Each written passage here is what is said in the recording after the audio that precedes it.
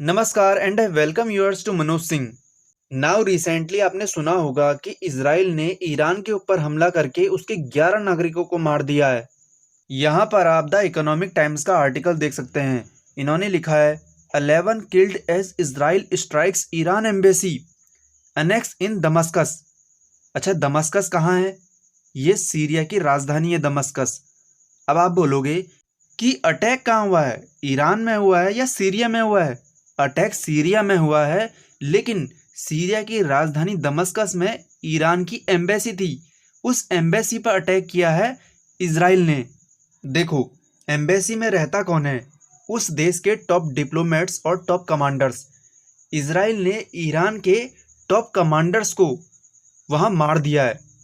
जैसे कि इंडिया है, इंडिया का यूएसए में जो एम्बेसी है उसमें इंडिया के बड़े बड़े ऑफिसर्स रहते हैं। अब सोचिए कि अगर वहाँ हमला होता है तो वहाँ इंडिया के बड़े बड़े ऑफिसर्स माने जाएंगे, आईआरएस रैंक के, ठीक है, आईएफएस रैंक के कोई बड़े बड़े अफसर होते हैं, या फिर इंडियन आर्मी के ऑफिसर होंगे वहाँ।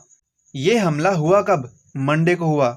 और इसमें ईरान स्टेट मीडिया का दावा है कि उनके सीनियर कमांडर, जो कुर्द फोर्सेस के सीनियर कमांडर हैं, ब्रिगेडियर जनरल मोहम्मद रेजी जहेदी, उनकी भी मौत हो चुकी है उसमें। अगर मुझसे पूछो तो इन लोगों की मौत का सही कारण है वहाँ के प्रेसिडेंट बशर अल असद। वो पूरा ईरान को सपोर्ट करते हैं और उनके एलाइज को सपोर्ट करते हैं, और हर समय इसराइल के खिलाफ ही बोलते रहते हैं। अब इसराइल ने तो वहाँ अटैक करना ही है। इसराइल ने पहले भी उन पर अटैक किया है। क्यों? क्योंकि सीरिया और इजिप्ट हो गया, ऐसे ही 7-8 कंट्री ने एक साथ हमला किया था एक बार इसराइल पर, तो इसराइल ने सबको धो दिया था उस समय। और दूसरा, या तो इन पर हथियार होते, इन पर हथियार भी नहीं है। ठीक है, वहाँ एक समय गृह युद्ध चल रहा था सीरिया में, अमेरिका रशिया की सेना आपस में लड़ रही थी वहाँ इनके ज़रिए, पर इन पर हथियार हथियार कुछ है नहीं, खाली ये किसी के सपोर्ट में क्यों आते हैं? ठीक है, 8 दिन में इसराइल ने यहाँ 5 एयर स्ट्राइक कर दी हैं, फिर भी इनको चैन नहीं है अभी तक। लेकिन इसराइल ने अभी तक इसमें कोई टिप्पणी नहीं की है। और जो सीरिया की ऑफिशियल न्यूज़ एजेंसी है सना, उन्होंने ये कहा है कि इसराइल ने अटैक किया है कहाँ, ईरानियन कंसल्टेट पर। और जो बिल्डिंग पर इन्होंने इसराइल ने अटैक किया है वो दमस्कस में जो ईरानियन कंसल्टेट है उसकी बगल वाली बिल्डिंग है, एम्बेसी नहीं है। एम्बेसी के बगल में एक बिल्डिंग है, उसमें अटैक किया था इसराइल ने। यहाँ पर आप द इकोनॉमिक टाइम्स का आर्टिकल देखिए। इन्होंने लिखा है building close to Iranian embassy hit in Syria, Iranian media report. है ना, जो ईरानियन एम्बेसी के बगल में वो बिल्डिंग थी, उस बिल्डिंग पर अटैक हुआ है। मेरे ख्याल से उसमें वो कमांडर होंगे, वो मारे गए होंगे उसमें। जब ये हमला हुआ उसके बाद सीरियन फॉरेन मिनिस्टर फैजल मैगदाद ने वहाँ जो साइट थी उसको विजिट करी, और इन्होंने लिखा कि we strongly condemned this heinous terrorist attack that target the Iranian consulate building in Damascus, killing a number of innocent people.